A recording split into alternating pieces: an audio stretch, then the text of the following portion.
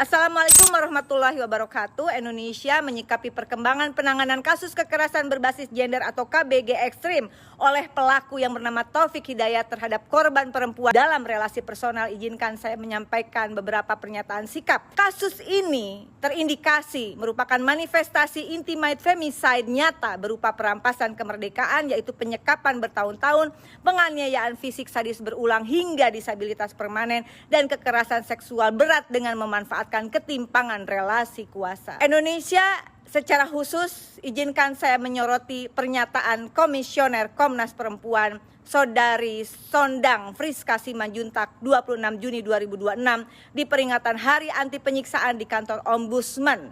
Jika benar pernyataannya, maka argumentasi yang dilandaskan pada penggunaan kerangka Konvensi Anti Penyiksaan atau Convention Against Torture, disingkat CAT, telah diratifikasi sebagai Undang-Undang Nomor 5 1998 dalam mendesak penanganan kasus Taufik Hidayat, maka saya menilai jika benar diucapkan, argumentasi tersebut rasanya kurang tepat secara doktrin hukum material, karena pasal 1 CAT menetapkan syarat mutlak bahwa tindakan penyiksaan atau torture yang dimaksud harus dilakukan oleh atau atas persetujuan pejabat publik atau aparat negara, yaitu state actor. Dan terindikasi jika benar diucapkan oleh komisioner, ada pemaksaan CAT pada pelaku warga sipil atau non-negara, dalam hal ini Taufik Hidayat, yang justru terindikasi dapat menciptakan blunder fatal. Pernyataan tersebut dapat membuka celah hukum atau loophole yang justru akan menguntungkan pelaku dan dakwaan di pengadilan karena akibat salah menerapkan hukum internasional. Izinkan saya menyampaikan analisis hukum bahwa kasus kejahatan Taufik Hidayat sudah semestinya dibingkai secara presisi menggunakan Konvensi Penghapusan Segala Bentuk Diskriminasi Terhadap Perempuan, Convention on the Elimination of All Forms of Discrimination Against Women atau CEDAW, yang telah diratifikasi sebagai Undang-Undang Nomor 7 1984 yang mengikat aktor non-negara, dalam hal ini Taufik Hidayat, non-state actor. Indonesia, CEDAW merupakan roh hukum yang telah menjelma menjadi hukum positif nasional, yakni catat sebagai konsideran utama Undang-Undang Tindak Pidana Kekerasan Seksual Nomor 12 Tahun 2022 dan telah diadopsi gender substantif dalam Undang-Undang Nomor 1 2023 tentang KUHP. Oleh karena itu, dalam kesempatan ini kami berharap dan mendukung aparat penegak hukum menerapkan struktur dakwaan kumulatif berlapis. Dakwaan ke-1 setidaknya primer adalah pasal 468 ayat 1 KUHP baru tentang penganiayaan berat berencana dengan ancaman 12 tahun penjara. Unsurnya terindikasi tepat, terencana, terpenuhi karena pelaku sadar dan sistematis menyiksa korban. Dakwaan kedua adalah pasal 446 ayat 2 KUHP baru tentang penyekapan yang mengakibatkan luka berat dengan ancaman 9 tahun penjara.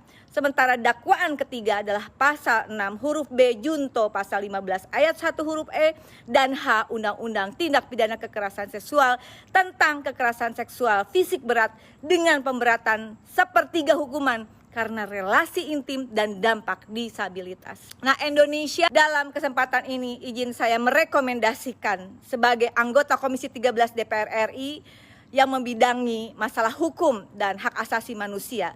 Saya menyatakan, pertama, mohon hentikan narasi salah alas hukum internasional.